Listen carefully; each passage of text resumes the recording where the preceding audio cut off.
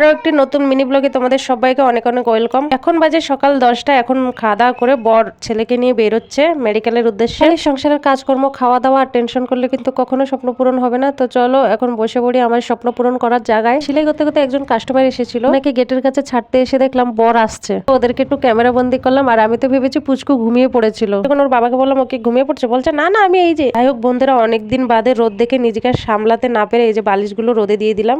বন্ধুরা সারাদিন কি কি করেছিলাম ক্যামেরা বন্দি একদমই করতে পারিনি সেলাইয়ের কাজের চাপের জন্য। এখন রাতে কি কি করছি সেগুলো একটু ক্যামেরা বন্দি করছি। চিকেন এনে ম্যাগনেট করে রেখেছিল, এই যে আমি চিকেনও রান্না করে ফেলেছি, আর আমি আটা চটকিয়ে রেখেছিলাম। বর রুটি বেলে দিচ্ছে, আমি রুটিগুলো সেঁকে নিচ্ছি। একে আমি সব রুটিগুলো সেঁকে নিয়েছি। এখন ছোট ছেলের জন্য ডিম পাড়াটা করে নিচ্ছি।